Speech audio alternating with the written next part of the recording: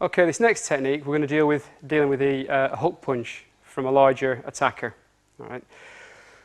When Mark throws a punch, we're going to use the same block, if you like, or deflection that we used previously. Okay, remember, not going bladed, keeping your body square on, taking that hook punch. And what I'm going to do is I'm going to demonstrate how effective that actually is for blocking a hard punch, because Mark's going to be throwing that punch pretty heavy. Then what we're going to do is we're going to deliver a cotton fist to the liver 14 and gallbladder 24 point, okay, which we've talked about earlier when we did the training and the techniques with Gary.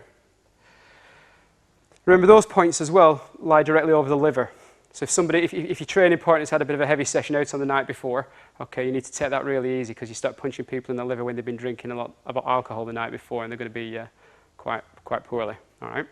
So again, respect for your training partner. It's a very straightforward technique, this, okay. But remember, you can make this work from a short range if you train your iron palm techniques that we've done previously. All right.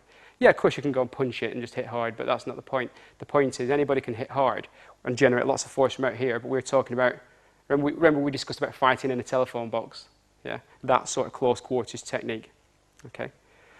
So from here again, what's going to happen, we'll do it slowly first.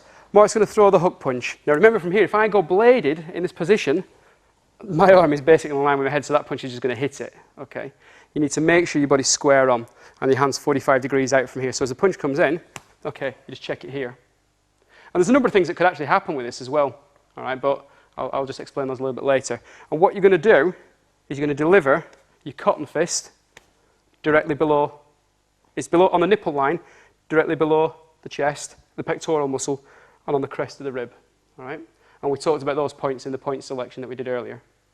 So I'll just turn Mark ever so slightly forward so you can see, if you just change the angle this way, so again, so you can see, so Mark will throw the hook here, here, and this is going to deliver your punch into here, all right? Now, two ways you can practice it. Just depends on you and your training partner as to how you are, okay, and sort of how heavy you train. You could either block it and go straight for your cotton fist and drop that punch in good and proper, or you can place the fist and generate your short range power. All right, it's your choice, whatever you want to do. Okay, but whichever you do, do it safely. All right? So again, bladed stance, punch comes in here, and the punch will come in. And it comes in at the same time. All right? At the same time. You don't want it to go here and here, because what happens in combat, if I block that, as soon as he's realised that's gone, that's on its way. Okay? Don't give him that choice. If that happens, then yeah, of course you can deal with it. There's other things you can do to deal with it. So we want that and that to go together. All right? Don't give them a chance to react. Like I say, if I block that, by the time that's finished, that's on its way, or something else is on its way. All right? But what you want to do is check this and take this at the same time. Don't give them the option. Don't give them the choice. All right? Remember your cotton fist, curl your fingers over. Don't form a proper fist, because as soon as you tighten your fist up, you lose power. And we're going to deliver this point, this blow, straight into liver 14, gallbladder 24. Show you from the opposite angle. And then we'll pick it up to combat speed. Hook comes in, check it, punch comes in, okay? So remember that block. Now obviously that punch is coming right from ahead, all right? When we do it at combat speed, okay, he's going to really go for that punch, all right? I'll explain the other thing that can happen a little bit later on, okay, before we finish this technique. But this is going to deflect, this is going to hit into here. And what you're looking at doing is you're looking for this to be potentially a finishing blow, all right?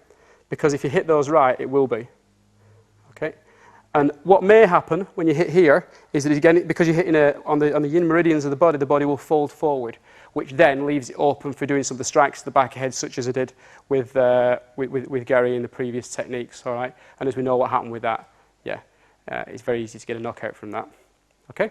So one more time, hook comes in here, and it drops in soft block, and it drops straight into the ribs using your cotton fist.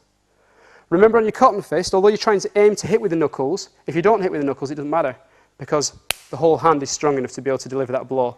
Okay, and that's important as well. Again, when we talked on the power generation and also the areas of your hand that you can strike with, it's not about necessarily hitting with the knuckles. Okay, you're not overly worried about what part of your hand you hit with. I mean, yeah, don't get me wrong, your knuckles are going to be the strongest point, but at the same time, particularly on body shots, if you get that right, it doesn't matter. Okay. Okay, so we're going to take it back to a full speed. I'm going to try my best to do it as effective as I can, but with Mark's health in mind. okay? So the punch is going to come in, and it hits, you all right? Yeah. Okay. Okay, all right? Okay. And you can see it does the job, all right?